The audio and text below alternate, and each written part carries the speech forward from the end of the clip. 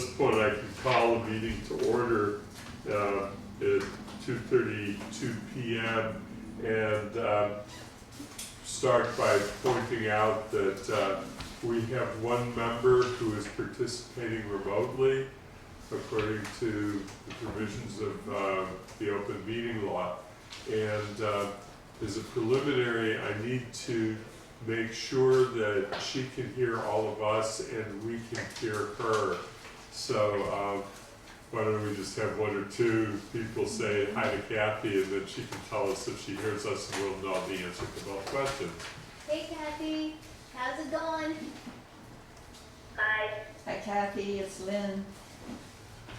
So were you able to hear both Shalini and Lynn? Yep, and I can actually tell which one is which. So Hey, that's good. So That's progress. let it be noted that we've now done a test, and she could hear, Kathy could hear us, so we can hear Kathy, so she can fully participate under the provisions of the open meeting law. I also want to take this opportunity now that you're here, Kathy, though you can't see her, you can only hear her if she says hi, but to introduce to everybody Megan Lee. And Megan is the person who has been hired by the town to be the minute taker for finance committee meetings. And so I want to welcome Megan to the committee process. And I think when you have a problem for the next meeting that we'll have to work out. Yes, I think that, oh right, because it's the day of the Yom Kippur's in the evening, so I won't be available. Yeah. Yes. And I comment, since you say that, I'm going to comment on it. At the next meeting, we do have that issue that Yom Kippur starts at when it gets dark at sunset. Did we lose you, Kathy?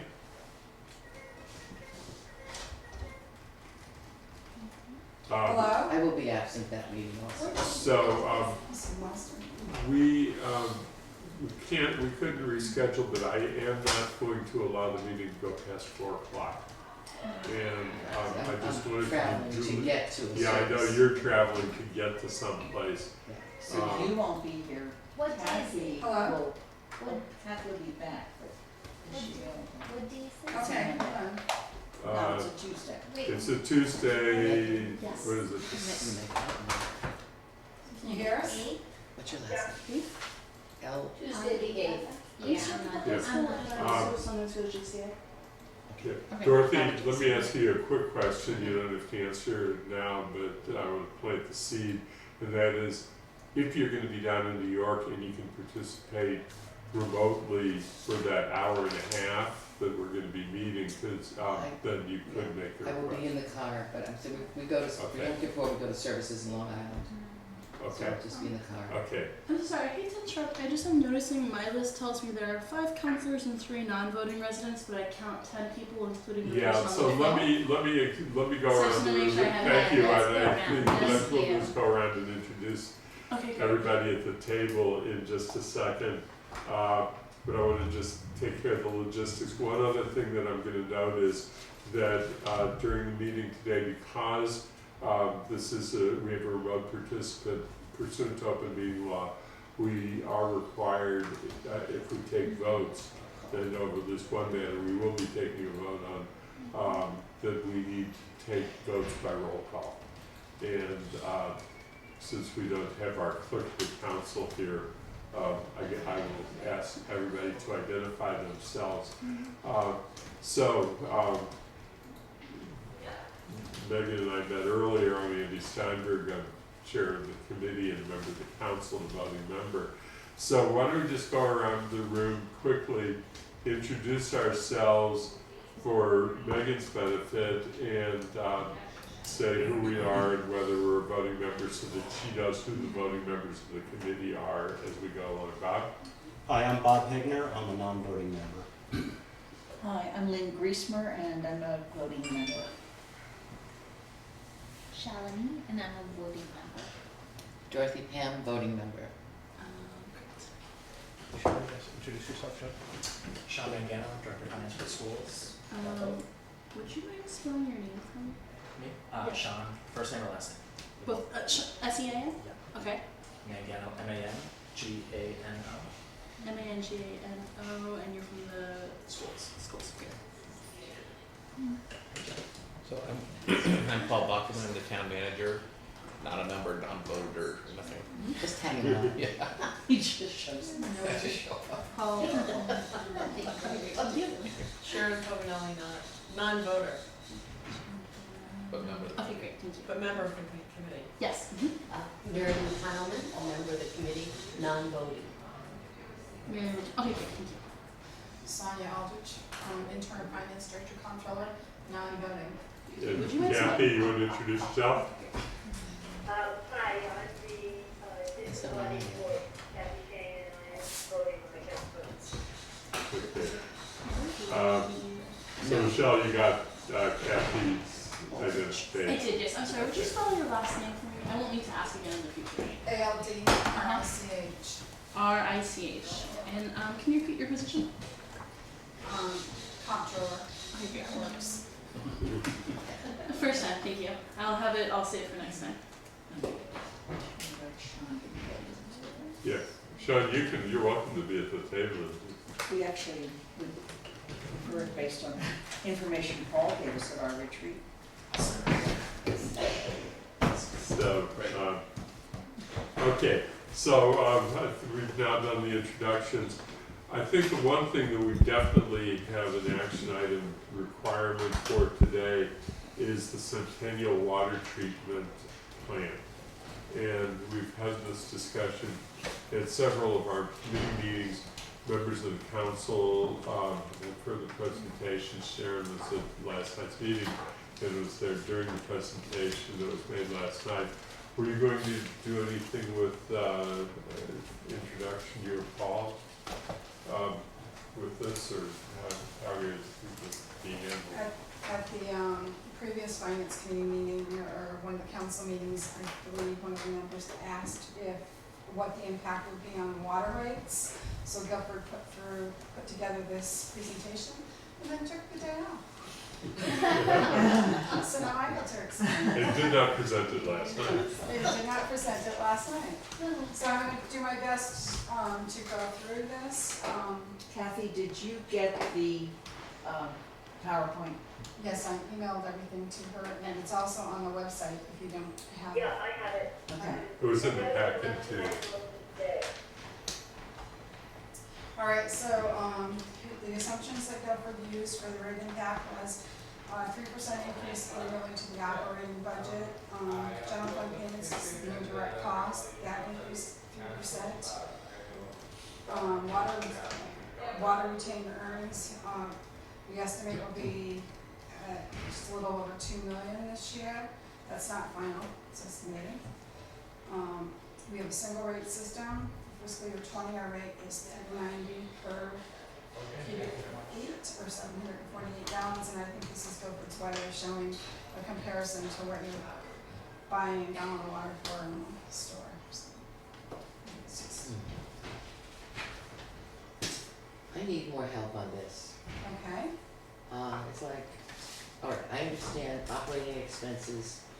For them, that doesn't mean water rates. It means it'll cost Well, them it's- 3% more. It's all part of the water, it's all your operating expenses and all the increases in your debt service, all of that. So he's expecting a 3% annual increase In the water fund. in the water fund for operating budgets. General fund paying, that's part of the operating expenses, it can just been part of it, but it's the indirect cost. He's just saying our free cash in the water fund is estimated to be $2 million, a little over $2 million, and he's stating what the rates are right now, and comparing it to a gallon of water that you can buy in the store. Okay, is it good or bad that the water retained earnings will be 25%? It's good. It's good. It's gonna be greater than 25%. It's very good.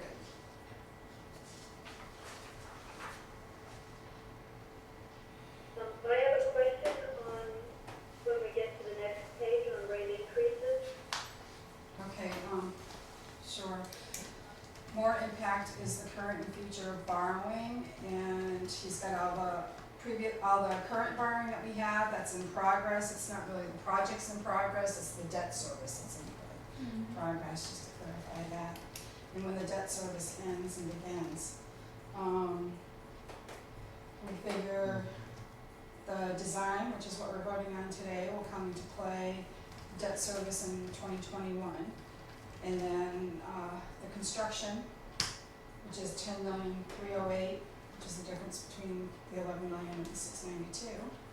That'll come into play for 2023, and then we currently have an authorized borrowing project for Northampton Road, which we're waiting for the Mass Department of Transportation to work on that with us.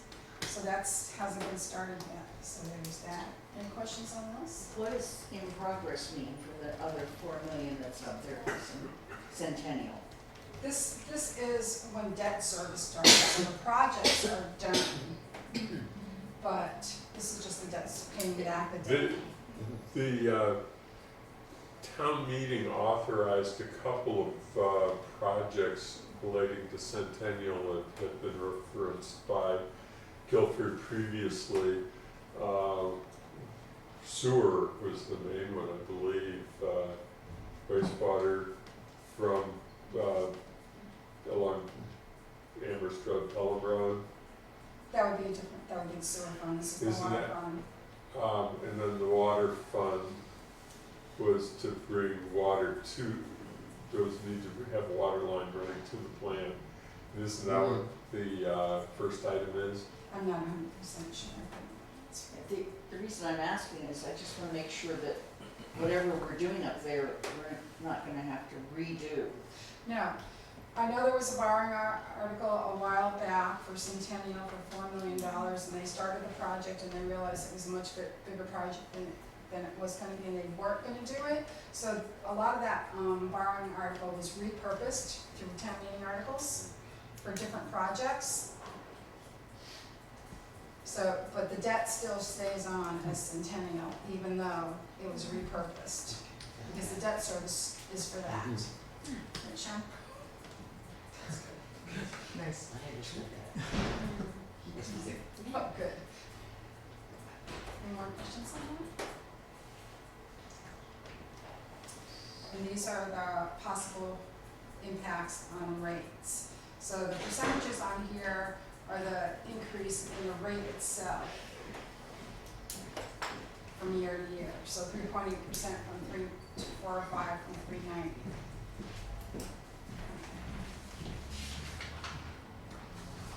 This is the page where I have questions. I think this is the page where you have questions, but you'll have to ask a question, then we'll know for sure. Go ahead.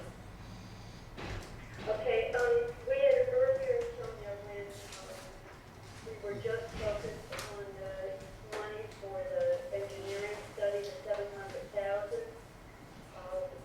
I went back and looked at our report. It was adding about a percent and a half to what otherwise would have happened.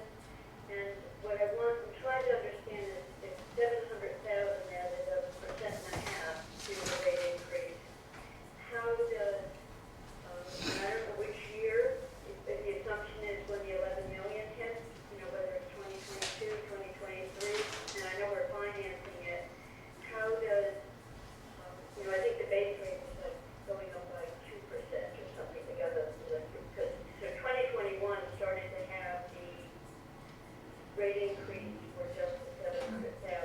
So I had expected to see a bigger bump up in rate increases at the point the $11 million in debt instead of debt service. So I don't understand the math unless we're going down most of the reserves. Is that what's happening here? I really can't answer those questions because I didn't put this together. Guilford did, and he has the worksheet that goes with it. When he's back, I'll ask him to send it to me, and I can try to answer those questions for you. I would throw out there that the current debt that we have now will start to go down when we're adding more debt. So that's going to affect the percent as well. Right. So we had in May when we were looking at the enterprise fund, you can see that coming down similar to doing capital, but it's still 11 million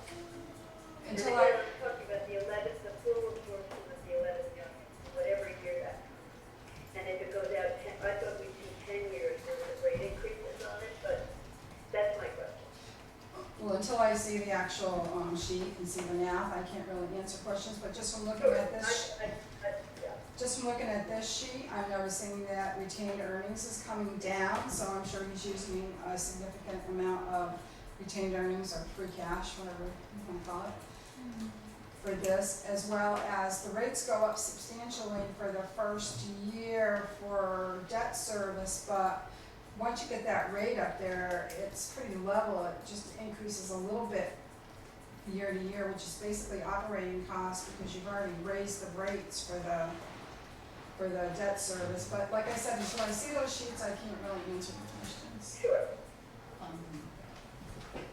There's two things that come up for me with this.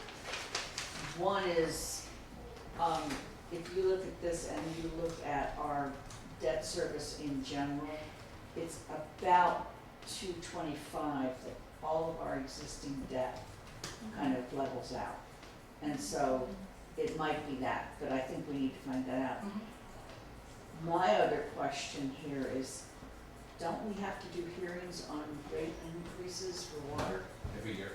every year? So does this constitute or force us to have a hearing now because of this? No, because you only fund it once a year. You have a debt service going on, you always go into debt. Okay. And so it goes on for 20 years for other things.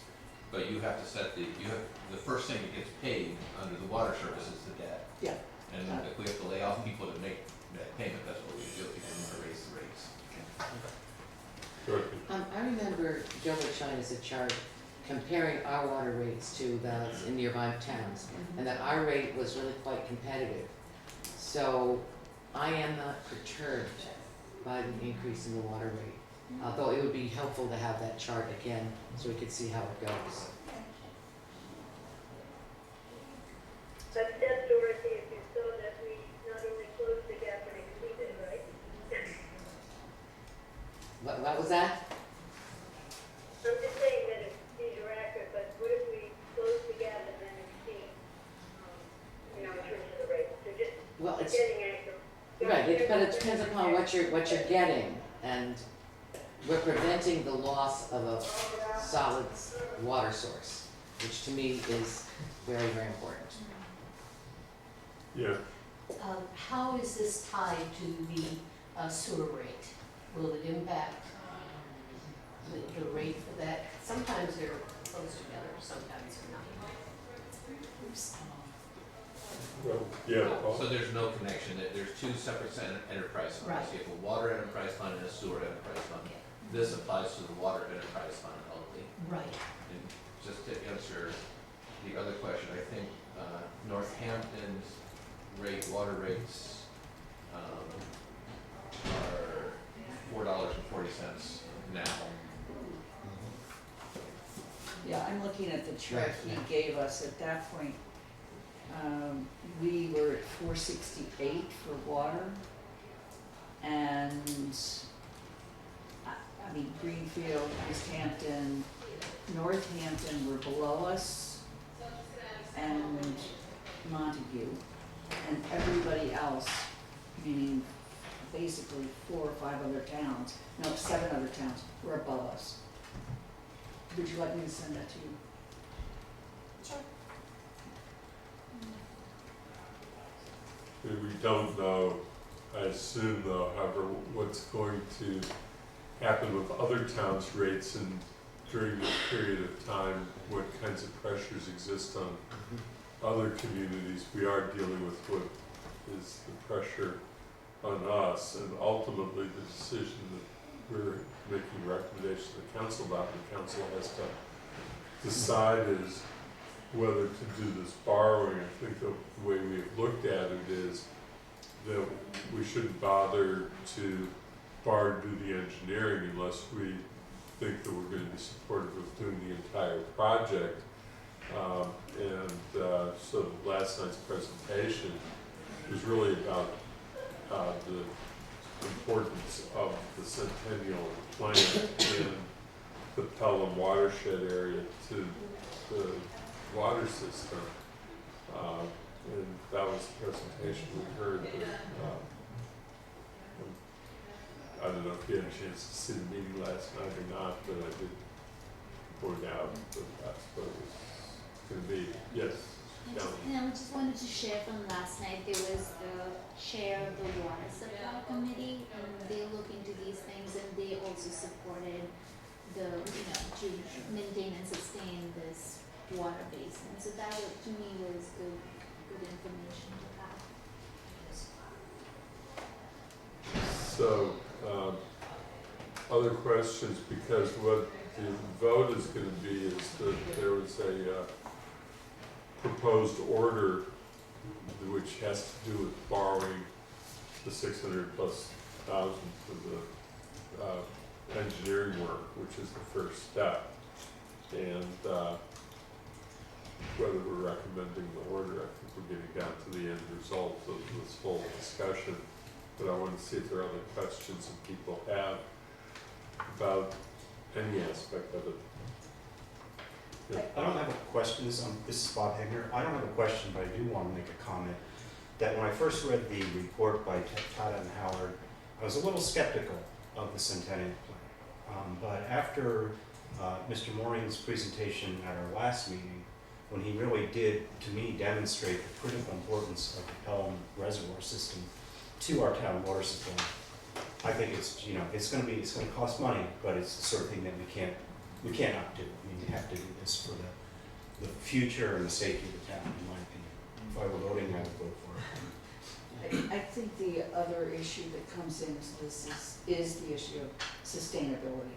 And if you look at this compared to where we draw the rest of our water from and the condition of those areas and the fact that they draw on wells, it, I think, increases the case here, because if we don't do this, we basically lose one of the three areas we draw water from.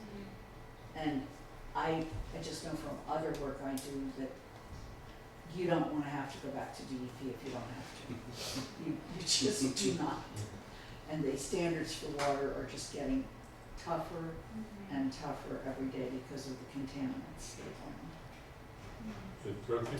Well, I do strongly support this, and I'll just say that when we decided, we were thinking about where we're gonna retire, whether it's gonna go back to California, the state of my birth, I studied the areas, and water was one of the biggest determinants, and I said, I guess I'm coming back to New England, because we have water, and the rest of this country is in water wars right now, and is going to have progressive water wars. So I say you don't lose anything. And we've had a couple of choices this year where we're told, this is a chance to get something like Hickory Ridge, or this is a chance to do it, and if we don't, we may not have the chance to do it again, and that's very strong with me. I think it's necessary for the resilience of the system, that it can handle things. I mean, this plant was struck by lightning. Things happen. You have to have more than you need. You have to have your backup systems. So I strongly support it. Yes. I would say as a non-voting member, I would strongly support it too. I think Lynn and I were here when they sent university students home because we ran out of water, because we had a drought. I've forgotten what year that was, don't want to tell you, because it 81. tells our age. 81, I was here then. Oh, you were, so I think, the younger folks don't remember that, of course, but I think it's really essential we move forward on this. So, are we ready to vote? Call the question. Oh, we need a motion. Yes, we do. So, I move that the sum of $692,000 be appropriated for engineering services for the rehabilitation and improvement of the Centennial Water Treatment Facility, including all incidental and related expenses that to meet that appropriation, the treasurer, we can get you a copy of this motion so you don't have to get it through. The treasurer, with the approval of the town manager, shall be authorized to borrow said sum under and pursuant to Mass General Law, Chapter 44, Section 7 or 8, or any other enabling authority, and to issue bonds or notes of the town therefore, and further, that any premium received by the town upon the sale of the bonds or notes approved by this vote, lest any such premium applied to the payment of the costs of issuance of such bond or notes may be applied to the payment of costs approved hereunder in accordance with General Law C-44, paragraph 20, thereby reducing the amount authorized to be borrowed to pay such costs by a like amount. So I'm gonna help Megan in a second, but, what Lynn was, reading from is the proposed appropriation and borrowing order that we're asking to support. So for, minutes purposes, to help with the motion that was just made, the motion was really the core of the, proposed order, and Sonia will be able to give you a copy of that, and you can actually cut and paste it. You don't even have to That's what I retype it. figured, yeah. Before So- you go for a second, let me say it should read, we recommend the town council that they. Okay. So, is there a second? There's, Shelley is, first or second, to second it. There's one other thing that I just wanna, comment on, and then I'm gonna call for a vote, I'll take the, make my comment this discussion.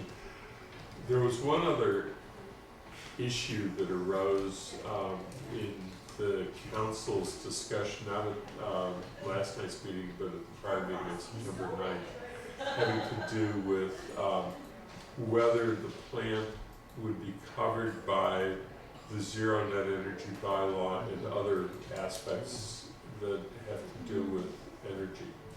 And what Mr. Morrig said at the time was that those of us who were involved in that bylaw know about this, that there's a thing called process energy, and that is energy that's used for processes within a facility.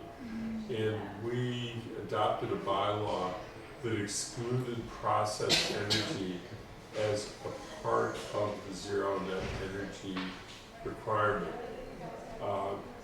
So that when you look at the energy used for the Centennial plant, and for all of our water plants, it's actually quite high, but most of it has to do with the running of the equipment, not the building itself. So that's one aspect of it to note.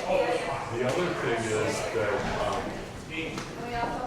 the question being asked during the meeting about whether, because we're not required to do it, doesn't mean we can't do it. But there's a lot of land that we own up there in Pelham, which we could put solar panels on, that's part of that huge watershed area up there. And it may actually be fairly inexpensive to put solar panels in that would in fact provide power for process purposes, and that when we asked that question, what Mr. Morg said was that the rules from the Commonwealth are tight, but they do allow you as a town to use the land that you have for water purposes for solar, as long as it's going specifically for that particular watershed purpose. And so it is possible, from, as it would seem from what he said, that even though we're not required to, we could actually explore the possibility of putting in solar on some of that land up there and reducing our costs, operating costs down the line. I had therefore wondered whether the engineering work could include looking at that possibility. And I know that at least one other member of the council is likely to ask that question because she heard the response to the question, and I've heard from her about it. So I don't think that it affects the vote that we've taken. I think that if we find that we can include within the engineering work that's going to be done an analysis of the possibility of creating solar to reduce operating expenses in the future, and that the net savings to the town in future operating expenses would be greater than the investment in putting in the equipment, that's something we could ask the engineering firm that they might do.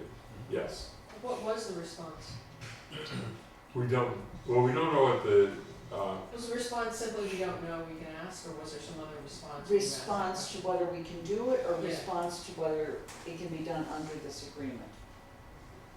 I feel like you alluded to, you said another member of the council heard the response. oh, And she will bring her, it up, so I'm wondering what, I got that was you, Or Kathy heard it too. but I'm wondering what the response was. no, Yes. heard his answer that you can Okay, put solar okay. on the land Okay, alright. up there to use for process purposes. So it's really a question that we would be prepared to ask Mr. Moore whether it's possible to request that that be included as part of the engineering work.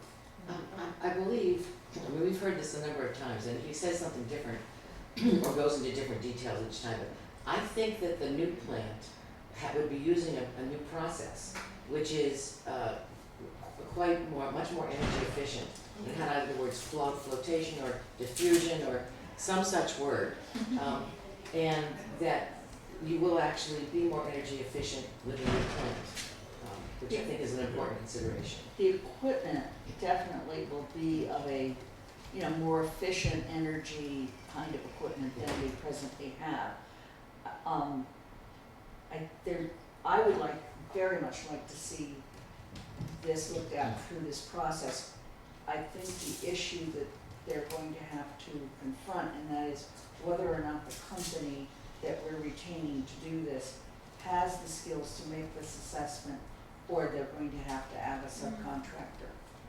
And that's true with any of the present contracts we have. So I'd like to see it explored before we, The way, I mean, it's not part of your motion, what I've noted is that you want to see if we can explore the idea of putting solar panels adjacent to or near the Centennial Water Treatment Plant to offset the energy use as much as possible of that plant. of that plant.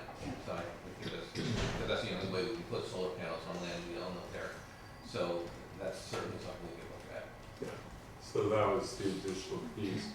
I just wanted to say, Do you want a challenge. motion? I don't think we need a motion. I think that we can just ask Mr. Moore if But that. we will do that. Could we make it part of the RFPs, looking for that? Right? I'd like to look into that before promising Oh, that we can do yeah, it. absolutely, there's something. It might be a we could different look company, at. as Lynn says. It doesn't- Right, they might be just different expertise, but if there are, architects these days or contractors, you can choose contractors who come in with more energy efficiency. I wonder if in this field there are, I think the other question that is, I don't wanna go into it, it gets into how does solar get designated to a building? Is it through storage tanks or whatever?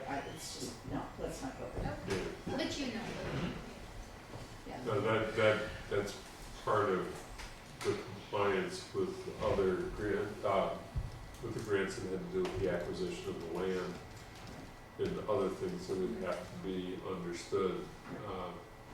It's just, the request is to explore it. And yes, Sharon?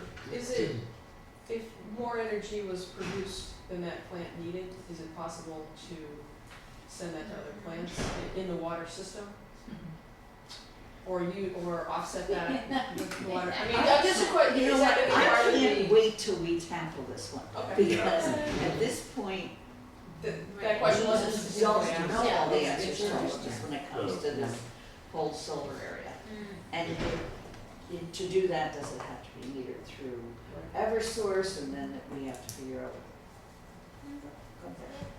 Yeah, it's a, there's all sorts of issues you come up with. It is, you know, probably isn't gonna replace all the electricity that's needed because the sun doesn't shine 24 hours a day. So let's take a vote. We have a motion on the floor that's been made and seconded, and I'm just gonna go in alphabetical order by last name. Shelley Ball-Mill, Yes. Guzman, Yes. Brett Ham, Yes. Kathy Shane, Yes, and I'm voting yes also, so it's other voting members 5-0. And I will write a report for the committee to the council for the meeting, and I will probably include something about solar so that we can shorten the discussion when we get to the actual meeting, since we know it's a question that has been raised by one other member. This will now come up at the October 7th council meeting. Yes. Hickory Ridge is the next time, yes, Paul.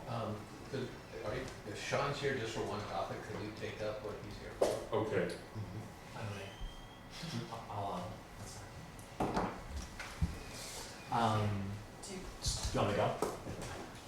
So does the group wanna see the tool again, or do you just wanna talk about it based on the last meeting? So the two things I feel like we need to discuss about the tool are hopefully probably like a final round of updates, one last review of it based on the feedback we received from JCPC last time, and then a discussion of the website presentation, how it's going to appear on the website, and what the page is going to read, and things like that. Is that consistent with what everybody else is thinking around that topic?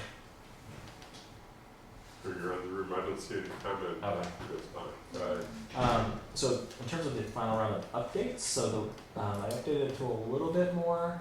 One big thing I need to still add to it is an assumptions page. That seemed to be a consensus last time of having one tab that just kind of outlines all the assumptions, at least for that version. And then there were some other pieces of feedback, but it seemed like that was more, somebody would throw it out and somebody else would say, I don't necessarily agree with it. So I didn't implement those things. I think maybe this group needs to discuss some, I can think of two in particular, and this group can decide whether we think that should go into the final product or not. Can you show me the library lines? That was a good one, library.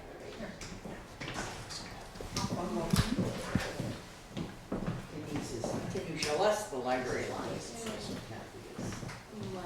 Let's see how far this reaches. So that's one of the things I updated. You can tell me if you think this is the proper way to present it. So there's the repair at 10 million, which there was some feedback around should that be included or not and what number.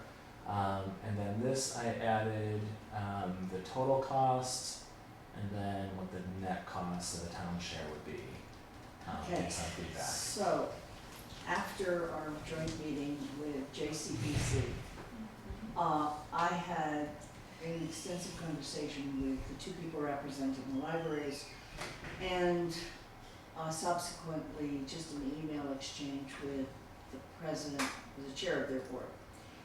The figure for repair is, it's not even a best estimate now. I mean, so I guess I just need to be assured that once we get this up, we can change that, because they as a board have actually, are trying to figure out how to get to a best estimate that will include everything, in fact, triggering ADA, the HVAC system that's failing, you know, carpets, etc. So, and what we do already know is that 10 million is probably too low. Okay. Okay? The other thing that, and this is so tricky, but they actually will be asking the town to guarantee another 6 million besides that, Besides the 15.9. 15. And the reason is because to get the Mass Library loan, our library grant, the town has to, someone has to guarantee everything they're promising.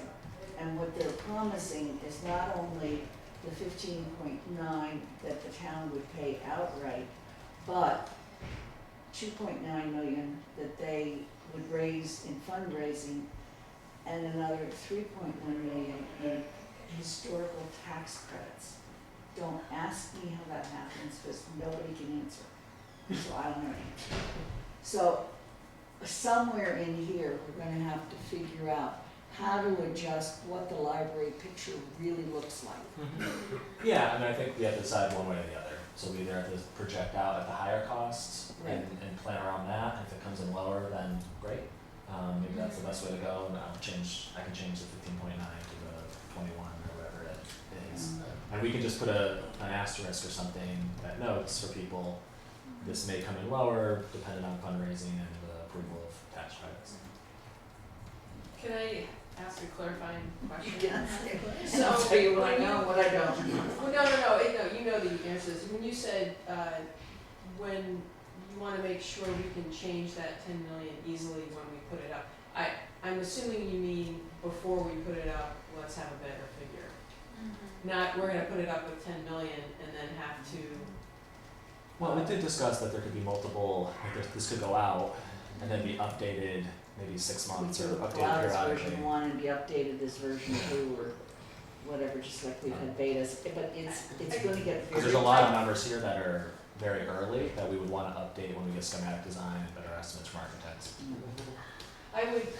My opinion is I would bump it up before you do that or not have it in there. And because if you're gonna get people, early adopters that are gonna be on this, and then they're gonna be on one page, and then the rest of them, I'm just, that's my feeling. The issue is what to bump it up to. Well, or the issue is not putting it in there, for the beginning, or to be or something, I don't know. Who's But calling? if so many people are telling you that, Andy's calling hands. oh, sorry. Yeah, I think you have to do A and B. They're not, it's not one plan that could be this or that. They're two separate plans. One is, we're gonna build and fix and do all these things, that's the bit expensive one. And the other one is, we're just gonna do the necessary rehab that we have to do to be ADA compliant and fix a few things. That's They're what not the same thing, so it should be or 1 and 2 or A and B plan. But that's what we have, but the problem is, under the, one that says repair, that 10 million is actually a very poor guesstimate. Oh, it is. So it was They based, say 19. yeah, I believe it was based on the report. I think one of the reports said 8 to 10 million. Right. So we based it on the piece of information that we had, but again, what we understand from the library group is they think it's gonna be more than that. Yeah. Right. And so, again, we could make it anything we want. We could make it 15 to be safe. We could make it, you know, we can make it a variable that people pop in, but that, I don't know if we want to give that much freedom around it, so. yeah, Paul and those, So maybe we ask the trustees what number they want in there, and they're the ones who should have the best guess. And they're gonna be working on, They're gonna want, JCPC they're requests right now, going to so. try to avoid that until they get a better number, but I feel like we need to get ready to start using this no later than early November. which gets into a question as to, And they know that date. this is something that I think I was hearing from what you were saying, Sharon. We, on the one hand, want to recognize that once we put this out to the public, then the public is going to look at it and they're going to start relying on numbers. And we're asking them to start offering us input. And so what do we do with the reality that Sean is referring to, that all of these numbers are going to change? Because as you go through schematic, you're going to learn things that you don't know now, and that probably the same is true for the elementary school. Yeah, I think the elementary schools are I think the estimates are the most solid because we had the most recent report and included net zero and included a full site assessment. So out of all of them, I think that's the inputs are the most solid. But again, the actual project, one of the projects we're looking at hasn't had a schematic design. The 600 student school, you know, but that wasn't looked at yet, so that could be very different. So yeah, all the projects are gonna have, need to be updated with new numbers at some point. I just have a question back on the library and repairs. We're assuming that all the repairs are gonna happen all at once, there's not stages of repair? It's a very good question, and Same thing for DPW, it's not, I've heard that new staging, that's not. Yeah, I think to answer that, the concept is that you're trying to give people a binary choice. You want this or that. It's not gonna be like this, it's cumulative. What's the total cost of repairs and we're gonna have to do, what's the total cost of new? So I think it's okay to say yes. It's not, it doesn't say anything about the timing, I guess it does talk about. It kind of represents that we're doing them all at once. Again, this is a conceptual tool for people to sort of say, how can we afford these things? It's not how we're actually gonna make things happen. yeah. Can I just, Yeah, that's Okay, I'll let Kath, go ahead. I just wanted to say that they, on all of the projects except for library, so on school, DPW, and fire, you know, on each of them, the schools are a little different because we're giving two different structural choices, one larger school or two somethings, but, everyone's correct, there are no schematics, and the best we can put in there is a reasonable range, that you couldn't build it for less than this, and you could go as high as that, whatever those are. But in the case of the library grant, that's a real, the grant proposed project is a real number, and as Lynn said, the range on that is more, is the township 5.9 million, or is it closer to 21 million if they can't raise the money, you know, whatever that range is. But the question Sonia asked on if there is another thing on the range, if one decides to do repairs, and you wouldn't have to do them all in 1 year, but the only number we have is 10. You know, just putting any other kind of, so I think we just need several sentences that don't say that 10 does everything that is in the project. It's complete, well, it's a completely different approach. You're not going to get some of the teachers that are in the other project, and I don't know how to describe it. But it's a bit similar, like renovating a school versus building a new one. You know, we saw the range of those estimates at the Four Rivers study, which were enormous, depending on how much was new. So I just think we're just trying to give a reasonable range, and in the case of the library, in a way, we kind of have something equivalent to schematic, because the grant won't let us spend less than that. It's got this very strict, if the state gives you this money, you have to spend the piece. You know, it's just a different animal. so one question is, on the repair for library, you could have like, you know, one at 11 million, one at 13, and one at 15. I could see it going as high as 15, depending on what they do. Now, you know, it's also possible that some of the CPA may be able to pick up some cost on the historic sides of things, but, so maybe we put repair, you know, at the different levels, the same way as Kathy pointed out, we did for fire station. We have different numbers there. Shelley, you had, Yes. I just want to take a moment to say what's right, because we spend so much time on saying what's wrong with the tool and fixing it. So can I just acknowledge that this was really great? It helped me a lot. The new iteration of the tool has made a person like me use it and understand it, so I really want to acknowledge that. And then what I was going to say, one thing we discussed last time in the town council meeting was how we describe this tool. So it's so that we can let people know that this is not about the figures as much as allowing us to look at the bigger picture. And so what is the terminology we can use to describe this? And so then people are not going to be tied to that, oh, but you said it was going to be 10 million or whatever. yeah, Dorothy. Well, I was sitting at a luncheon and I was not initiating the conversation at all. And some women brought up the projects. The word that's gotten out is we can't do them all. They're not into details and they're not gonna fool with the tool. But it's gotten out, we can't do them all. So, I'm just wondering, what is the exact purpose of this on the website now? Was it to show people we can't do them all now? Or to say we can do some if we stage them over a 10 or 15 period of time? I mean, this is a real question for me. What is the exact reason we would put it on the, what do we expect to get as a result? I can start, but I don't know how much time you wanna listen to this. Yeah. I think first and foremost, it's to lay out what all needs to be done in the major capital projects. This does not include all of those other capital projects. The second thing is there is a way to do it all, depending on how many years you wanna stretch it out, okay? And to have people engage in what their priorities are, because eventually, even to do 2 of them, we're gonna have to go out for a debt exclusion override. Unless we're gonna put this on a 30-year timeline, at which point at least 1, if not 2 of the buildings will probably become unusable. And 1 of the 3 actually when it comes to the schools. So I really think it's a way to help people engage in what the choices are.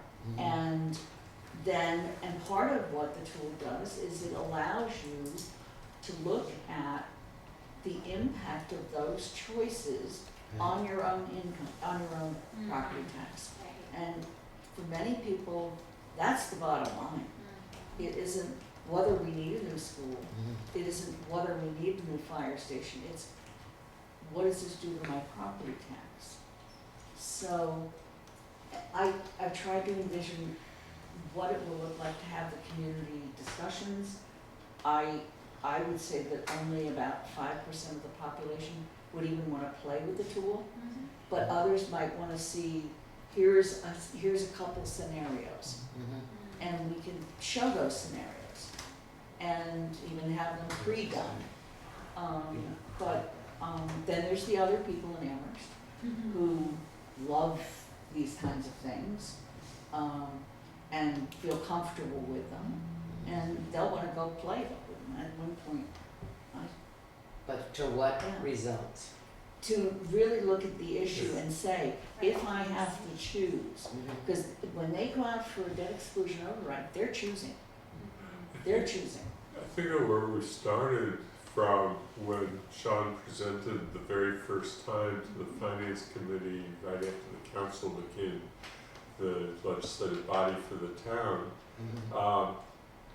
Well, we found in our discussion then on a much earlier version of the tool that was based on more on what Sandy Pooler had done, is that we could afford to do all 4 projects, but that we have to make some tough decisions. One is we can't do everything in each project that we might want to do. We have to look to cut back on the total expense for some of those projects from what was originally put forward, and we have to think about timing. And so the answer that when that question comes up when you overhear discussions is, well, it's not true that we can't afford all the projects, but there's a couple of things, there are 3 things people have to think about. One is how much of each of the projects we want to do, because we do need to be responsible in our choices on what we build. Second, we need to stretch out the timing and think about the timing with some care. And the third is that we do need to go through for at least 2 of the projects to a debt exclusion override, and that will present for those projects a choice to voters that voters have to make through the democratic process. Another thing that I think that goes with this is I I don't really have much more to say than that. I mean, it's a matter of how do you look at it and how would you figure out how to do it all? I actually played with it and figured out how to do it all, but it's gonna be over 10, 15 years. Well, Sean? So, getting back to this for my purposes.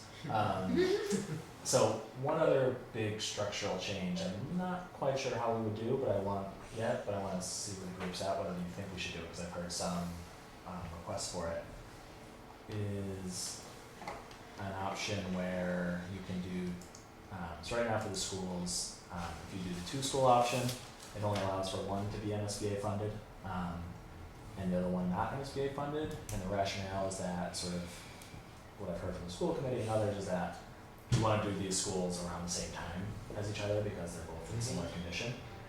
But I've heard some say, can we have an option for both to be MSBA funded, but stretched out, so one's, 2 years from now and one's 10 years from now. And I guess, is that a choice? It complicates how this would look, but I want to know how much the group thinks that information is required for this. I think for the school, this is a really good thing. I think it will help with some decisions. Okay. Paul, you? So I don't think we're really doing temporal options on this drop-down box, so I think we keep it Like the way it is. I think Yeah, we address I all the appreciate that, options. so. Yeah. The other option that some of them have suggested is that we would get money for 2 MSBA schools at once, and I'm like, well, we're not wholly off. We're not- It's Yeah, not gonna that's happen. right. Yeah. Have we asked? Yes, We have asked, that's what. asked MSBA if that's true. They would give two at once, I'm not sure if that exact question was posed. But because I think that is the question. I realize we're different than Holyoke, and things are bad down there. But we need to ask the question. The other question I would ask is Springfield just renovated a number of schools with MSBA money, and obviously some of theirs. But they did it this summer for September. So again, if we were renovating, have we asked, would they do true MSBA renovations? I mean, I think those are all legitimate questions, and they may say, no, you're too wealthy in town, and I accept that, but I'd like an answer. And I think that's something we can definitely ask if we get into the process, and it's something that could be easily updated in this tool going forward. If they say, yep, then that could be something that's added to the tool as another option. Bob? Yeah, so I having played with the tool a little bit, it's very clear that the more the projects can either be stretched out or phased, the better off we are. And you can't do that in this model. I mean, it's just too complicated, and it would just be unmanageable. But I think we could make a recommendation to all of these projects, is that as you look at them, the feasibility studies, and you get further down, look at how you can phase them as a way to kind of spread the burden out over time. The other thing to remember is the decisions that we're making now are going to affect the town beyond my lifespan.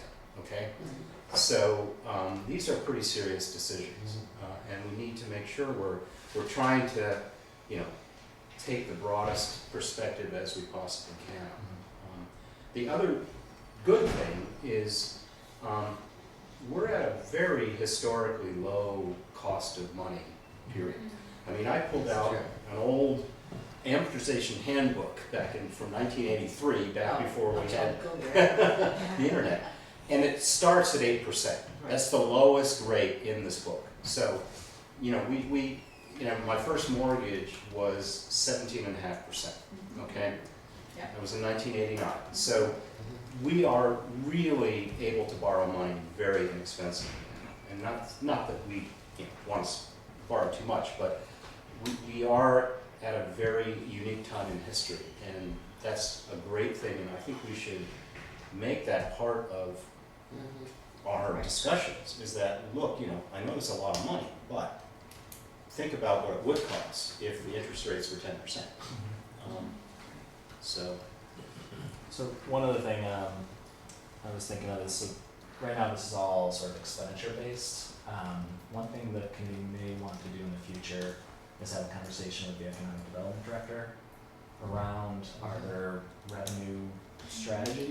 that the town could consider, to help increase, to find another revenue source, basically. I know, obviously, he's doing a lot in town, but I think it would be interesting to have a conversation with him, specifically related to the capital projects, because there may be another perspective, another avenue, to try to, just lighten the burden on the tax rate, but also on the existing resources for capital if there's a new revenue stream or something like that. We had our legislative, thing that, councilors are invited to. With the two different bills that are out there for climate action, there was a strong push, but we hope they'll look at other municipal buildings besides just schools and so forth. But that's down the road. There's no way to put it here. Even the library has some other grants. I know one is at least $600,000 that they want to apply for, but that's tinkering at a level we don't have the ability to do. So the assumptions page that you were talking about earlier, is that the place where we would put explanations such as that the amounts for the costs of pieces of the project and projects as a whole will change and that will be reflected? Is that what you're thinking? Yeah, The assumptions? so I envision different categories and then a source column, and it'll give the specific source if one exists, or the source that it was based off. So for some of these projects, we came up with round estimates because we don't have a good updated estimate.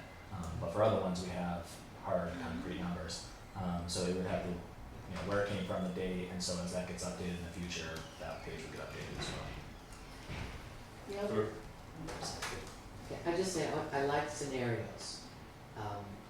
If you put together, I don't know who would put them together, but to put together some scenarios, I think that would be extremely helpful. Yeah. We could put that on the page too. We could have this open-ended tool, but then we could have 3 or 4 models that people think are common and create them. on the web page. Yeah. Yeah. Yeah. And then we'll get a conversation. Shelley. One of the questions we had asked, and I think you were gonna look up, Sean, was that the limit for, when it's an MSBA grant, do we still have that debt limit of 100 million? Does that apply to? I think it does, but I think the question was if it's not an Oh, MSBA. if it's not, yeah, I if don't it's have it not written down, so MSBA, for MSBA, it doesn't apply, yeah. But I have one other piece of really sensitive feedback from the library people.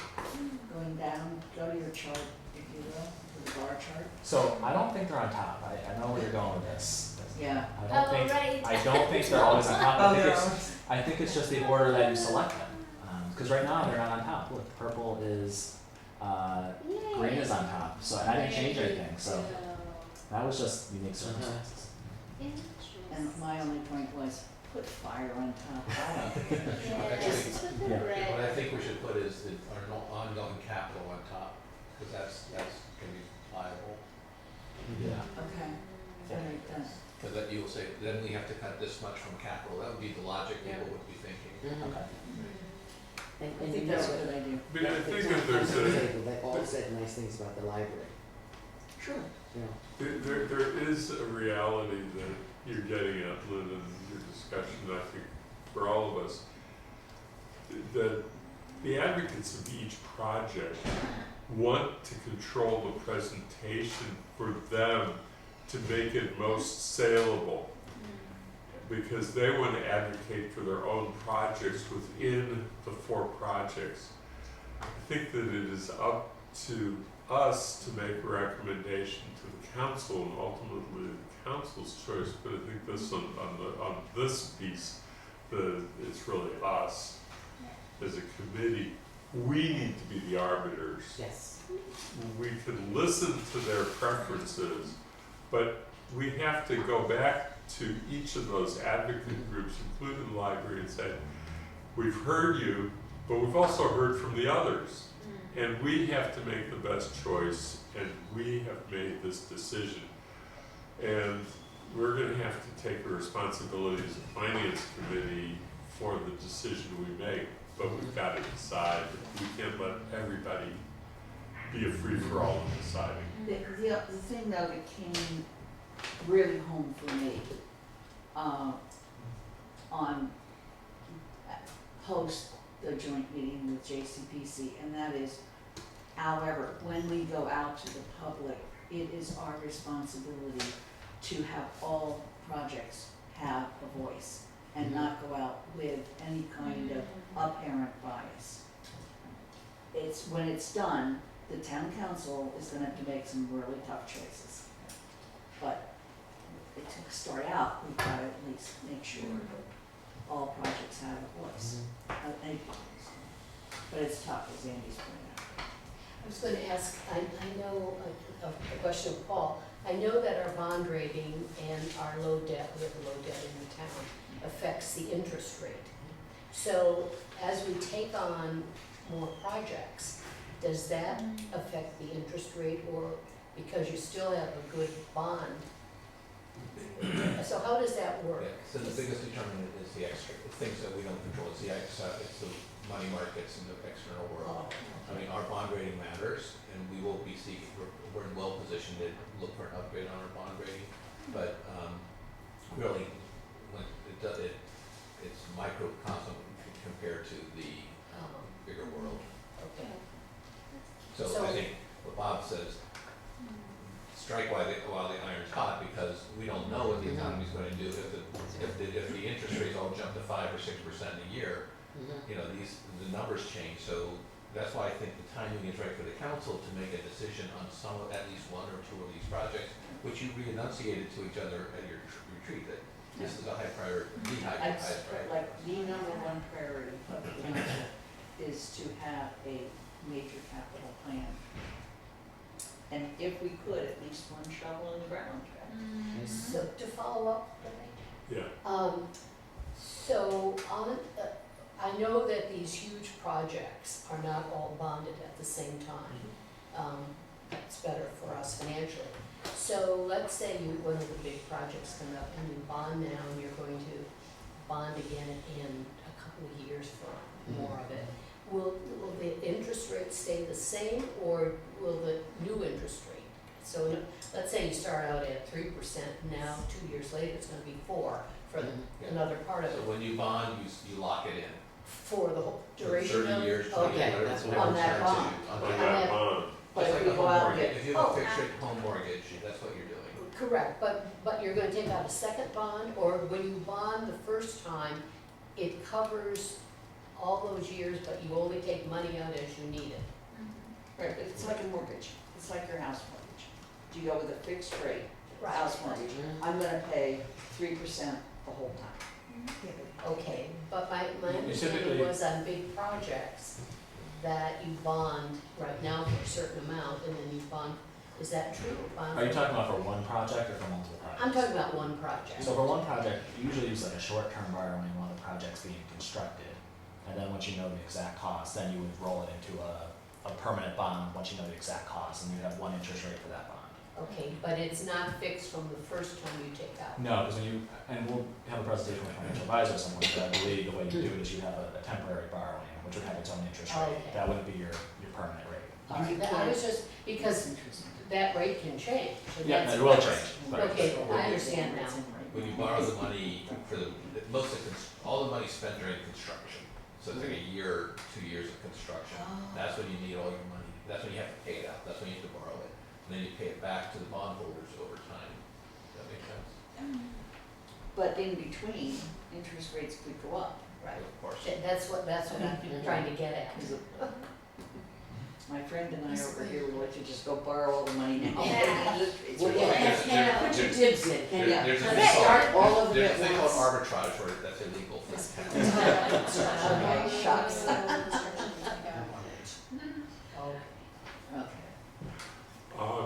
Okay, So so, I do like Paul's idea of putting Yep. the Yeah. general We'll figure out a way to do that. on top, That's and two that way challenges. nobody feels like they're on the bottom. I mean, They're on the top. Mm-hmm. Yeah, but then, somebody will be complaining they're on the bottom. it Just throw it out there. All the sidewalks are gonna be I on top. think Yes. I'm going And they care capital about the should be on the bottom, that's the most important, What did you say? I'm going capital. On the bottom, Mm. because we have to keep that. That's the foundation. The one other suggestion that was made, but then sort of countered potentially is, do we want people to be able to put in, so this shows the increase to your tax rate, somebody made a suggestion to show roughly what your existing tax bill is, and then what what the additional piece would be on your existing. I'm against that, cause it's all in the air, it's smoke and mirrors at this Yeah. point, and then somebody's gonna think they've got it and they don't have it. Okay. Yeah, At least that's my feeling. This is where we would put in what we think the value of our. yeah, business. yeah, exactly, you put in your value of your house right there, and then it would, I don't have any projects selected, but if I did, it would. Say this I is- think it increases. Yeah, that's what people. Because that is what they're doing with the debt exclusion override, is voting how much, are they willing to increase their property taxes by an amount? So summary of the hopefully final round of updates I have are, library repairs add some additional tiers, somewhere between 10, 15 million, and for the renovate edition option, we're gonna go with the higher 21 million-ish number instead of the 15.9.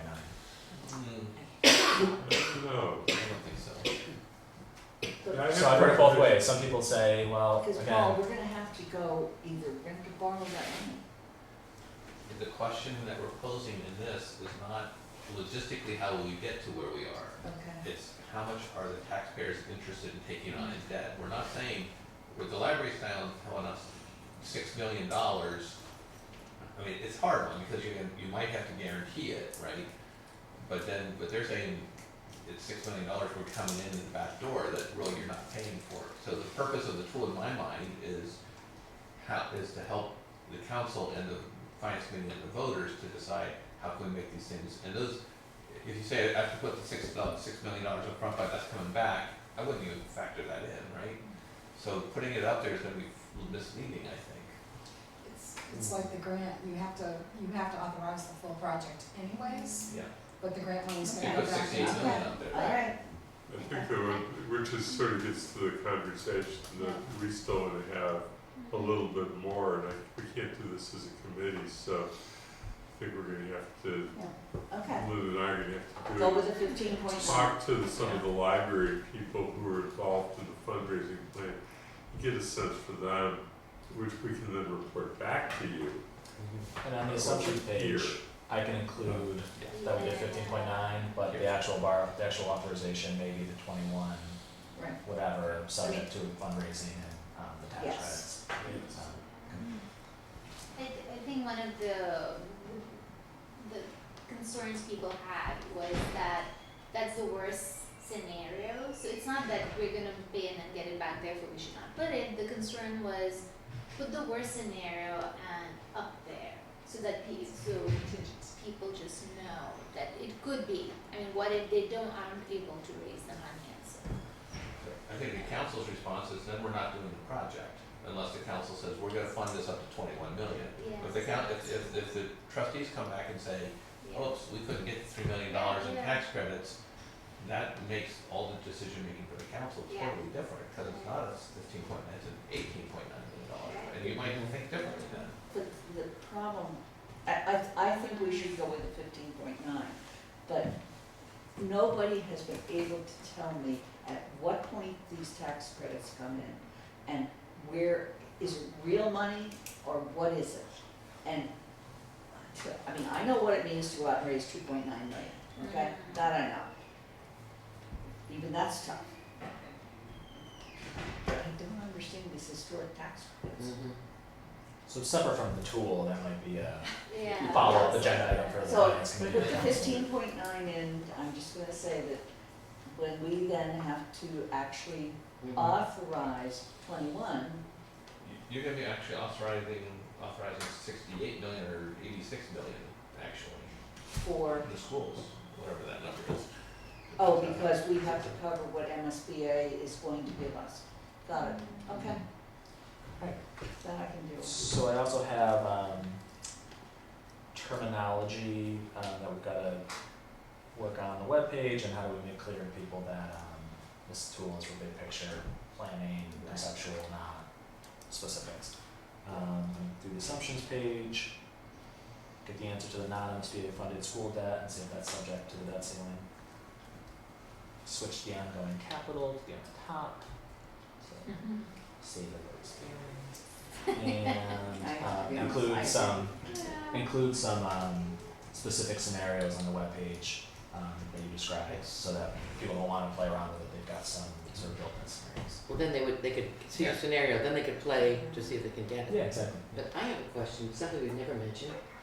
Let's assume that we do not rebuild Fort River and that we build a 600 student approximately school on the Wildwood site. What happens to the land, Fort River? Do we sell it? I mean, it's an asset. It's up to the council. But we've never counted that asset in the cost of the project. I mean, it's the same thing with, once we move out of down to the fire station, it's an asset. It is an Then asset. it becomes a different question, what is the town going to do with that asset? Well, maybe, I think it's important that we mentioned that we're not just going into debt to do it. I think we do wanna go with all deliberate speed into doing these projects. I think it is the time to do it. But it's not all just going into debt and craziness. We do have some pieces of property that we would have, which we could do something. I think that might be the answer, one of the answers that you throw out when people say, or one of the other things to get people to think about when you say, when they say you can't do these projects. Just the more kind of you get people to be thinking about the bigger picture on all of these, I think the better off we are. The irony is that we actually have a figure in the study that was done for DPW of what it would cost to repair that building.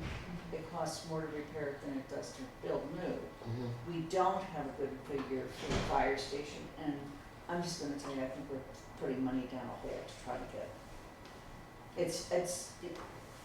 Trying to repair that fire station Yeah. is not worth it.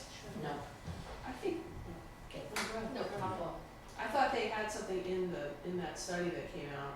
I mean, just to redo the size of the doors would be cost prohibitive. I think that was my memory, that was that. The that study was in from there. 2006 basically said it would be Yeah. cheaper to tear it down Yeah.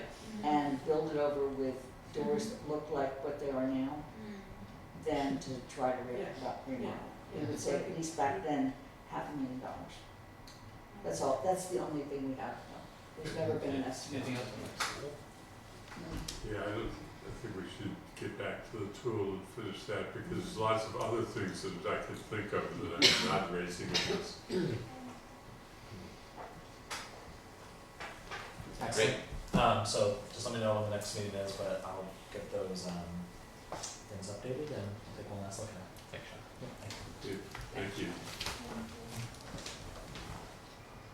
We may not take it up at the next finance committee meeting in 2 weeks, because we're gonna limit the time of that meeting. Yeah, because of the that's holiday. actually, that's good.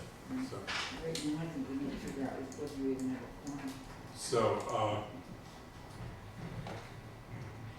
yeah, but then we, so let's talk for a second about Hickory Ridge, because I think that we're set up in a time, which is the second item on the agenda, actually, if we go by a list of topics in order of number. Thank you, John. Because the way we're set up now, Hickory Ridge, it will not be heard on the next council meeting, so we don't have to make a decision on that today.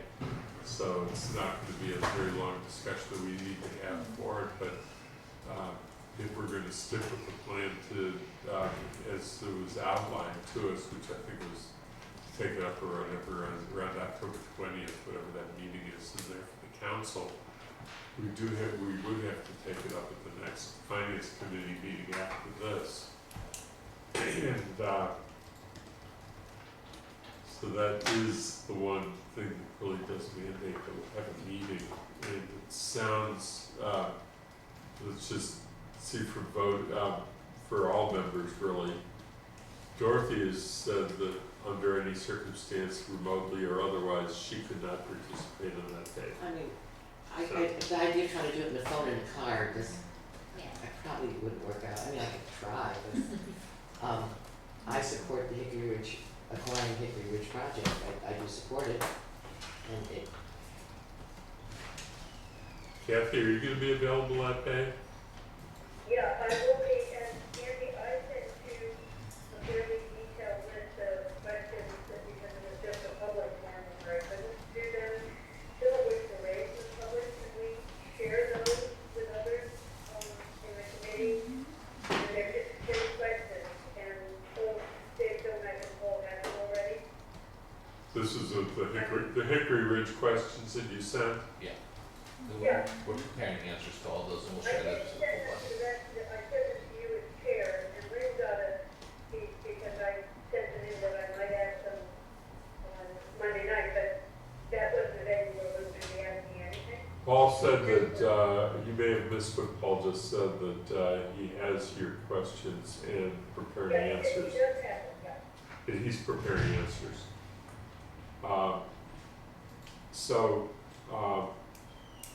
For those of you, I'm gonna send a couple things to make sure that they're available. You might have them already. One is the material from last night's meeting that was sent out for the council members to make sure that the three of you who are not on the council have it. The other is I'm going to send you what was on the agenda, which is links to where you can find the discussion at the last council meeting on Amherst Media, so that you'll be able to get a hold of that. And so that was what I was going to try and do, and we'll do it in the next day or so that you have plenty of time to look at it. Then if you think you have questions about it, and this goes to anybody, and you would like me to pose them to Dave Zomack and Jeff Kravitz in advance of the meeting so that they're prepared to answer your questions, send that to me. I will accumulate them and send them along to those two members of our staff. So I don't think we really need to discuss it today. This is one thing we could cut to a very short discussion, unless there are things that any of you want to raise right away, we certainly can. But since we don't need to make a decision today, I wanted to get that material to you and urge you to get questions that you'd like Dave and Jeff to be prepared to answer in advance. Yes, Dorothy? Just want to say that, for me anyway, there's a big question of percentage and proportion. The amount of money is so small compared to everything else we're doing. You could buy a small house. And for that, you get a whole lot of land. And, we don't even have to know what we're gonna do with it. I just don't see it as a hard decision. So. I just want to make sure that, thank you for saying that, because I probably agree with you, but I want to make sure that our three members who are not members of the council have a chance to look at the numbers and hear the presentation that we've heard, because it's really not, I'm trying to be conscientious towards their participation. And I just wanted to say, just in response to what Dorothy was saying, part of the purchase, so small, is pulling money out of cash reserve, and those are the same reserves that we can draw on when we're building a big building, so that the bond and interest principal does not have to just come out of the current operating budget. So that's what, seeing these interactively, whenever we make a decision to pull a couple $100,000 out of the reserve, that's $200,000 less for an annual payment on something else. So making wise decisions on each of these matters, you can't say that's just a small amount of money. Yeah, I just wanted to, I totally agree that I think it's a wise purchase, but I do think we need to be a little cautious in the sense that we're not biting off something we can't chew, because golf courses are unique habitats, right? They're maintained with a lot of energy, a lot of, pesticides, a lot of fertilizer, a lot of water. If you just let it sit for 5 years, you're going to get all sorts of invasive species coming in there, and it's going to turn out to something that we don't really probably want. So we need to think about what it is we're gonna do and with it, and what kind of, our end state, looks like with this thing. I mean, not that we have to do it right away, but the longer it sits there, the more and more of a mess it's gonna become. So, And that was my second question, because in the series that you all has them on, what is it, now that's challenging the whole thing must be ready. And just one more piece of information, last night we heard that during the summer, there's nice walkways, but it floods in the winter. So the issue of how do we maintain it, how do we use it is not a small issue. That for golf course, it doesn't matter, it's happening in January, February, March. well, and the thought occurred to me that land, I don't know how old the golf course is, but that land may actually be wetlands. Oh, Um, it is.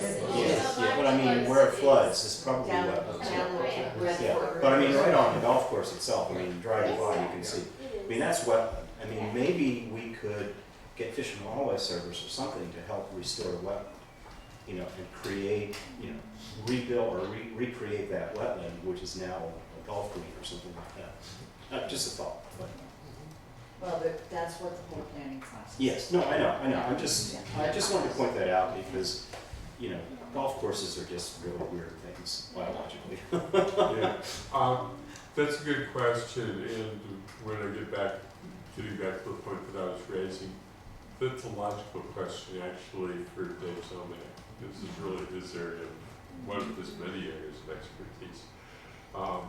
But when you think about questions that you want to add to the list that I will then ultimately submit to the two of them, that's a good one. So I just want to point that out. Okay, I'll send that to you, and I guess Kathy has similar questions that she's already Yeah, sent, so. what I was gonna do is, if Kathy's available, work with her to make sure that we accumulate the best list possible and get it to the two staff people.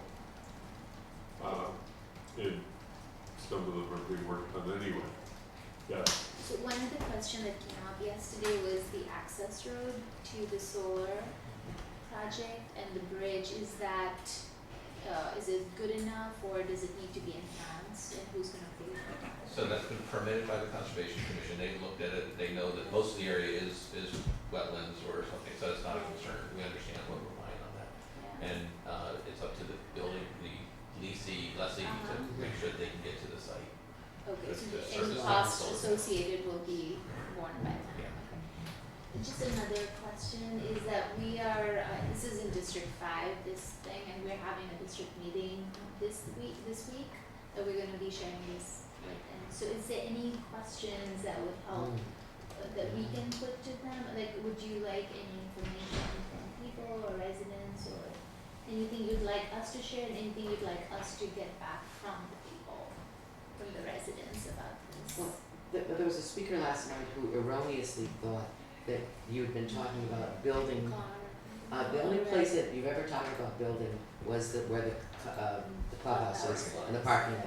And he thought that there was gonna be some private house lots, and he was saying, no, not suitable. That is correct. So some of them might have heard it, might have thought that we were planning to do that, and that's not in the plan. Right. It's not in but some of it, I think, that I would expect to be getting is not finance issues as much as just the value of the. Well, no, the finance is a big issue that some of the residents have been writing, is drawing from a stabilization fund, and so that's a big Yeah. question. That are we setting a precedent of just taking money when we want? So that's been a question some residents are posing. I do think, I asked Dave, I said, are you coming to the end of your wish list? And he said, yes, there's almost nothing left to buy that we would want that we don't have. Because we've been acquiring a lot of stuff, Right. and I think that they could be not worried so much about us constantly buying stuff. Yeah, this is one that came along to us in some ways unexpectedly, and but it came along. It's a unique, one in a lifetime opportunity. We either do it or we don't. But That's what it boils down to, and that's what we're gonna pick up next time, when we meet. We talked already about the housing policy, I'm just trying to move us along. We talked about the housing policy already, and, we will,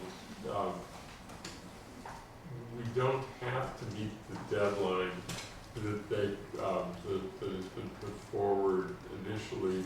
We do need to give a report, but we don't have to make it a final report, the recommendation, I guess is the way to put that. As far as percent for art, I just want to briefly, and I really briefly, say that we had the first meeting yesterday of the percent for art ad hoc committee, which is a group that was put together that includes 3 people from the council and a couple people, although there were 3 actual president actively participating from the Public Arts Commission. And we're going to start trying to develop a new percent for art proposal, which will have a series of options that in it. As we do that, and as I identify the pieces that the group seems to be wanting to explore, I think that we will then come back to this committee, and so that we have the opportunity to kind of cost that out and try and think about what the financial impact of each of the elements is. But I'm encouraging them to break it into logical pieces and not just treat it as a big whole thing, because there's a question, do you include art on branded buildings? Do you include art on most branded buildings, but not all branded buildings? Like, what do you do if the building is not going to be really accessible to the public? Do you include art where there's major renovations? And then what about just ongoing capital expenditures that have to do with the building that aren't really renovations, like repairing the roof? So each of those has its own elements, and we will be talking about that further in pieces as the committee goes, but it's premature to have the discussion today because we don't have anything other than the very general first discussion that occurred. So, yes. It's not for discussion, but I would like to point out, this was approved by town meeting with a recommendation from the old finance committee.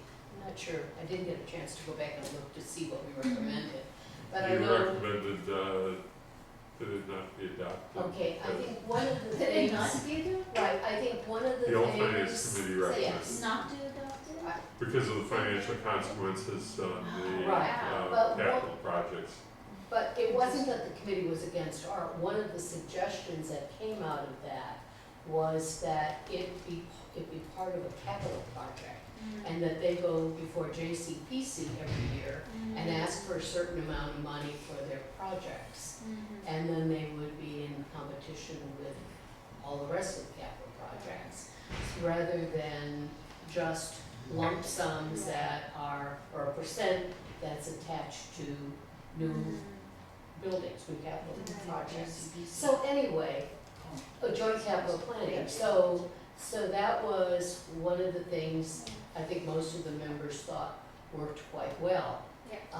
Because then, they could say, we have this beautiful, I love the salamander up in North Amherst. I don't know what that cost, but, they could say, this is what we want and this is what we need, and put it in the capital plan each year. So anyway, that, I don't know if that's part of what you're doing, Andy, or one of the 3 options, but I'm passing that on from what we did in the That's past. helpful. Very helpful. Yes. I've said that earlier, but I like to think of things as multi-solving. So if the same art project is also helping educate people about climate change, or it's helping meet our other town goals, and it's not just we're investing in art, but we're also investing in tourism and drawing more people to our town, or economic development, and so it's an investment in that way, and not just art. So I would really hope that when you come on, when the committee is looking at it, we'll look holistically, what role is part can play in meeting many of our goals, not just in isolation. Well, Andy, I'm Yes. so glad that you're on the percent for art. I do support some form of percent for art. I do agree with Shalini that it is part of the spirit of the town and related to business and tourism. And I'm just hoping you can find some way that we can afford it. Yeah. You know, I think it's really, really important that we do it. I know sometimes you think too much like my husband. He'll say, we've got shortage of money, we have to do what's first, what's important. And you know, I fought against that my whole life, but somehow we're still surviving. We have gone on some trips, we have done some things, we never could afford any of them. But we've done some of them, we had kids, we did them. So somehow I'm counting on you to find a way to do it. Yeah, I would, we're gonna have to talk about this in the committee, because as we get to pieces, and I could go back to the very first example, because it's the easiest one that we'll have to figure out is, if we're gonna consider it on new buildings, then we should look at each new building and what that 0.5% means. Mhm. We can figure that out. Yeah. It's not gonna be major logistics to do that. But we'll look at each piece and we'll figure out the cost, and we'll want to present that to the council. Yeah. We know that CRC is gonna be looking at a different angle of it, and they will want to present it too. Yeah, sure. 1% of if it's the total cost of a new building, is it, I'm just throwing this out there, do you include the net zero cost on that or not? It's whatever the town. No, I is know, paying. that's, I'm just, No, but that's for example, it's whatever the town would be Whatever the paying, town has to but pay. you can't do it on the grant money, because that's not our money.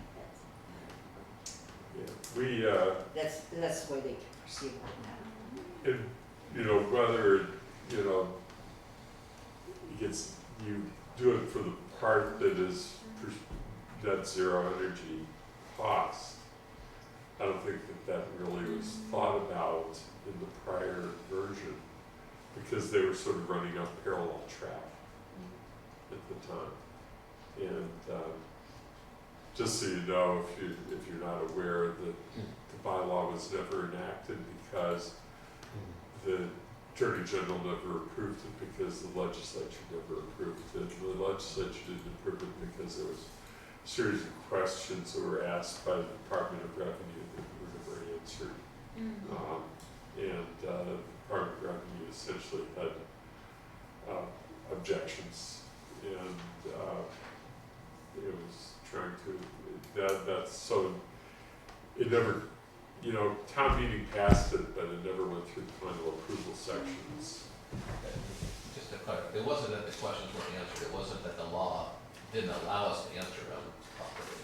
Yeah, Wait, can you? wasn't us to answer it, There really. were things in the draft that were not workable. It was Ah, holding money, okay. letting money accumulate in a fund to be used for performing arts over a period of time, and that was That you just borrowed. too Yeah. wishy-washy. You can't borrow money and put it in a different fund. So that's why the new percent, they're only talking about physical artworks. I guess that's not our. Well, let's performing have arts. that, all of that is really not been discussed by the committee yet, so I Alright. sort of leave that aside and try and conclude today's meeting. Affordable housing plan, what are we supposed to do? Like, as a finance committee, what are we looking at? I think what we're gonna try and do, and maybe you missed, we were sort of having this informal discussion earlier, you know, like, we pick up on this as she was discussing it. There will be a cost to constructing the affordable housing, where it's gonna get paid for. Right. And I think that our role as a finance committee is to look at the cost and what the consequences are for the meeting those costs. And we'll provide that information to the council. The council will also consider the recommendations from the Community Resources Committee. But the council's got to take it all together and make a decision. Right. So And then it goes back for them to redraft on the policy. I think I think the issue that a lot of people are having with what they gave us is it doesn't address the full issue of housing. Yeah, So it's like, right. how does this fit in the full issue of housing? Going from homelessness to workforce housing to affordable housing to whatever. It's not comprehensive. Does the town council give those priorities to the affordable housing, or do they give it to us? The idea was that we were gonna give them feedback, and then they were going to go back and redraft, but I need to have a conversation with John when we can figure out where we are on this. Yeah. Maybe it's just me, but I've read this thing 3 times, and it's pretty unclear actually what the policy is. Right, I mean, I'm used to, you know, the policy is X, Y, Z, here's the definite, you know, here's what the rationale is, and here's what the costs are, whatever, you know, that's a typical kind of policy. So I would recommend a more clear presentation of Yes. what it is they're asking. Right. And I do think it has to be updated. It's, with all this new building in town, we talk about students, you know, around town. I mean, you know, I noticed a lot of places for rent, houses now for rent, which I did not see before. So I don't know if they've gone out to find out how many vacant houses there are now, where students aren't living, and how much more housing we have that we didn't have when some of these studies were done. And that's not here, and that makes me question. So this year, Andy? Yeah, Andy, I'm just hearing both Robert and Mary Lou, maybe we could do the same thing you were just suggesting on a larger list of questions. I have a similar set of questions on what was presented. I want some basic, how much affordable have we built? What's our stock? You know, what's the count? What's the last 5 years been? Where is the growth been? So there's some factual context that would be useful to what is the policy and what specifically is being proposed. So maybe we can gather people's questions so when we have a fuller discussion, we can either have the presentation say, let me go back and think about it and get back to you. They don't have to answer, they're just flushing this out for us. good suggestion. I agree. So we would accumulate questions and invite you to ask the questions. Okay.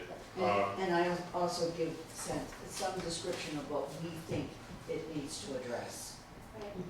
And maybe even, you know, like it needs to have this, this, and this, something like that. Okay. Questions to who? I guess send them to me. Housing. Oh, but, Yeah. okay. So, we have a member of the public here. Do you have any comment? The public having no. Okay. Except that I missed it, I totally missed this discussion, or maybe I missed a meeting or about the affordable housing policy. Did that happen in council? In or- council. Okay. It was presented, it should be available on the website in Was this various yesterday, places. No. No. It came to CRC, didn't it? I can tell you exactly. It's come, she's presented it a couple of times, but it's always been vague. Oh, wait. What we're supposed to do. Wait. So I'm gonna actually have to go out of the room for a second. I'm gonna ask Sonia to make a quick presentation about the proposed schedule, and then I can be done. Did you send that to It was us? July 19th. Last Yes. Okay. Thank you. So what was the legal rule? I'm looking that up. Oh, okay. It was either the 26th, the 19th, or the 26th of August. Is there another copy? Oh, yeah. Yeah. I was. Is there another copy of mine? Anyone Yes. else have a copy? Would you like one, Sarah? So what did you discuss last night? So, you wanna go through this? Sure. Pardon? We're going through Okay, all right. So, what you have this copy is a draft copy of our budget development calendar, and this is just to help kind of keep straight what the processes are, and it's mainly for the boards and committees and when they meet and their decisions are made. So, what we have coming up is our classification hearing. Well, first of all, the fourth quarter, presentation, fiscal year 19, that's almost done, I just gotta review it. And then we can probably put it on the agenda for the next finance committee to be presented to there. And then in October, we have our public hearing for, classification, Who set the date? property tax, we did October 28th. Okay, thank you. It's on the calendar. Yeah, it's this, yeah. And then, the joint Amherst Elementary and Regional School Committee meets in October, and I get updates on this all the time, so Sean will give me the dates, and I will update this, and I will put it on the budget page, probably is the best place to put it, you think, Paul? Yes. So it changes all the time. We have our, we used to have our 4 boards meeting with the financial indicators in October, usually around October 18th. This year, we are going to do it on November 7th. And what is it now? It's not 4 boards, it's finance committee, It's council. still 4 groups. Yeah, it's still 4 words. It's listed here as, Oh, that's I mean, the finance committee is a subset of the council, but it has other members as well. Yeah. it's listed here as BCG. Budget coordinating group. One, But it's the, two. that's the group, that's where we make a presentation to the 4 bodies, 3 sets of elected officials, and explain where we are financially. For those that don't know, a budget coordinating group, that was a group that was started to keep everybody involved in the budget process, the library trustees, the school committees, the finance committee and the select board, to keep everybody informed when we had It's, issues it that still come up. exists, it's in the charter. Yeah. Can I ask a question? But is this after the election, November 7th? Yes. So the new people coming on would then be Well, that's why we scheduled it that They way, would so if you get certainly be elected, welcome. you're able to come in. great. Yeah. Thank you. Has library people picked people, budget coordinating with specific people? I mean, we're in this new world of council where we, I just, it's just a question. This thing that we do. Have they picked members for BCG? Yeah, no, I've been, I'm not sure, I can check with Sharon.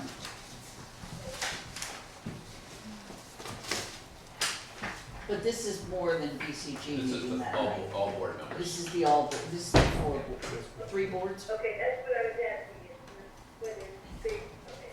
Right, this is all board members for the meeting for the, Yeah, and it's all boards plus finance committee. right, and BCG is usually just a couple representatives of each board. Okay. And it's all pretty self-explanatory, everybody. So one of the questions we had was about budget guidelines, and typically what would happen is the finance committee would issue budget guidelines, and then the select board would issue budget guidelines. But since the finance committee is a subset of the town council, we think that the finance committee should establish budget guidelines after we do the 4 the 3 boards, 4 board, what we're calling it anymore. That if we do the financial overview, and what that basically is that we looked at the finances, the finance committee recommends a 2.5%. The budgets be coming in at 2% or 3% or 7%, whatever you decide on, whatever you think we can afford based on our projections. You would make that recommendation to the council would issue that to the school committee, the board of library trustees, and to the town manager, and we would build our budgets based on those guidelines that you put on. Can I ask you, do we have a time set for November 7th? We're just reviewing these with you right now. Thank you. see if these dates work, or, there's only 2 dates on here, it's just, it's sort of get a concept of, are we okay with this structure? Right. It's in very draft form right Yeah. now. Yeah, so I don't think we can, we need to get it started for discussion. I don't think the intent was to finish the discussion today. No, I'm just trying to figure out what I need to give council a heads up for. And the other is, of course, the role of the budget coordinator is. Right, which Kathy is our representative. Yes. So, do I keep going? Go. Okay, so, and then during November, we established the budget guidelines. We're starting our staff on doing the budget, preparing their operating budgets. Based on what the guidelines the council, establishes. Sonia has on here the quarterly budget reports just as markers.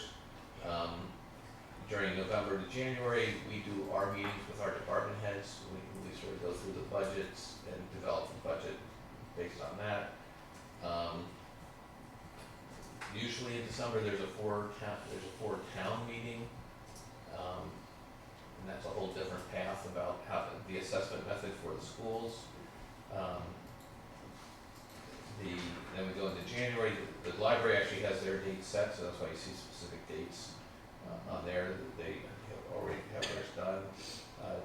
Then January to March is when JCPC will be swinging into pretty aggressive action, because we're sequencing this so that we do the capital earlier and then we do the operating later, so there's not so much burden on our financial staff and on the counselors who are serving on multiple bodies.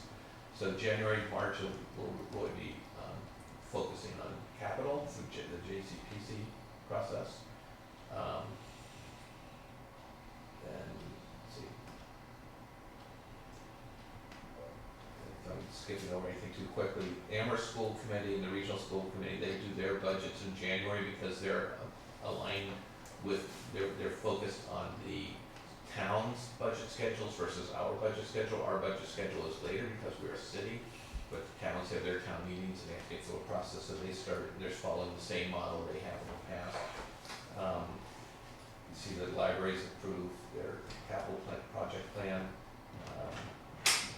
In January, it's usually right around the time of the MMA meeting, hear what the governor puts forward in terms of what his budget is. That gives us a piece of information that's important. Usually in January, February, there's another four-town meeting when we all get together and figure out if we're all on the same page or not. February is when the school committee is working hard on their budgets, and the library trustees, because they have to submit their budget by April 1 to the town manager. By March 15th, we have to have a public forum on the budget, which we'll figure out how to make that better this year. But we have to do it before our budgets are set, but Yeah. and think a little bit better about how that gets integrated in, and maybe that comes out of the projection, I'm not sure. I'm actually wondering if we can do it earlier. Yeah, good, Yeah. certainly. Yeah. We could even do it part of four fourth meeting, maybe that's the time to do it. Or right, yeah, maybe. So, in March is when we see the House Ways and Means budget. That's usually a pretty big and important indicator about what our state aid is actually gonna look like. I have to deliver a budget and a 5-year capital plan to the council on May 1st. Then the finance committee swings into pretty serious action during May, as you meet twice a week, as you did this year, to review all department by department, all the budgets. You have to make a recommendation to the full town council by June 1st, and then June is when the council adopts the budget. Lynn's already tired. Yes. I'm looking at this going, oh, why does this sound familiar? Yeah. So this is just the first. Yeah, there are a few touches on the dates. One is that it's actually, you give the budget to us on May 1st, but us being the council the council then refers it to the finance committee, and the finance committee has 30 days. Right. Right. So June 1st is an approximate, not an exact date. Right. The other thing that I thought about when I looked at this is that the last couple of years, we've had a community process where we've asked citizens to put in any requests, that anything, suggestions they have for capital For JCPC. for JCPC. And I think that the general feeling was we wanted to move that cycle earlier than it was, so that it's more in sync with the rest of the process for our capital, and that if something comes in that pertains to a particular department, that we can hear that department's comments, which we were unable to do at the JCPC level before. And it's a suggestion then that, I'm just looking at the calendar, that gets opened up somewhere in November, December, so when JCPC starts to meet, there's then the open, and then you're gonna put it in early. I think that was what the discussion was at the JCPC, was to try and do it on the kind of schedule that you just described, Kathy. Okay, so let me fill in 2 dates also. May 4th is the council meeting after we get the budget. So that's good. We get the budget on May 1st. But the council will refer it It's and an automatic referral, it's automatic referral. so you don't have to act.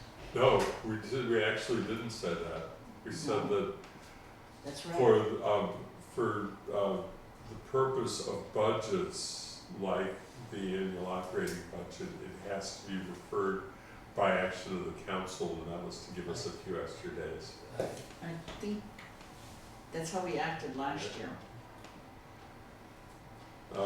We can check I that. think, yeah, It read the charter. here's the problem, 30 days from May 1st is actually a Sunday, the 31st. And June 1st is the day our council would meet, is a Monday.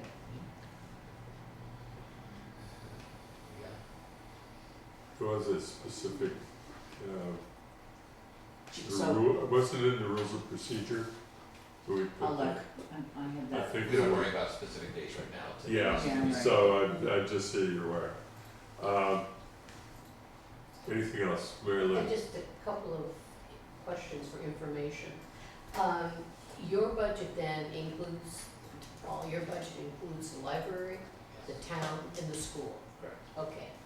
So the schools, the regional school committee, has deadlines, because they have to have it Yeah. before, That's a good point. it's the end of April for one town, the last Saturday in April, or the first Saturday in May. For capital projects, it has to be so many days again before their town meetings, so if they have capital projects. So one thing we did last year was we pulled the regional school budget out early. We should probably plot that on here. Do we have that on I here? thought I did. I thought it should be too. Maybe I just, small print. Yeah, public forum and topics, proposed budget. So I guess for me, the question then is, well, what happens if one year we don't get the anticipated revenues from the state and we've already approved of their budgets and they can't backtrack? I mean, or maybe they can, but I think that we're not in sequenced, so Well, that's a That's problem. all, that's been the case since for 259 years. The town's been dealing with that. Who has been? The town, that's how it's the same schedule, we follow the town schedule for the regional school district budget, just like we had last year, prior years. We've always had that problem, There's always been the issue. because you I don't guess know I what never the know, it's just been legislatures. run smoothly. Well, we make conservative estimates of revenue. We hope eventually this whole process becomes smooth. Okay. But April's the school committee, regional school committee, and library trustees shall submit their budgets to the town manager. So they submit the budget to you, but then it has to go to council. But remember, we pulled the regional budget out and they acted on that independently Yeah, earlier. and I have it on the motions in there, but I don't Yeah, so we should plot it on We'll here. get it Plan in on there. doing that. Okay. But really good, but you point out a good one that we can put in here. But it hasn't been 259 years because there were, probably weren't regional schools 259 years ago. So, if you have additional comments, you can send them to Sonia on schedule rather than try and solve them all today. Okay. So anything else? So I do want to close if we can. Otherwise, take a motion to adjourn. Second. Okay, so Shall motion we? was by Shally, seconded by Lynn. Real quick, Shally, Yes. Lynn, Yes. Dorothy, Yes. Kathy, adjourned, Andy, yes. So 5-0, we voted to adjourn, and the meeting is adjourned at 4:55. Thank you.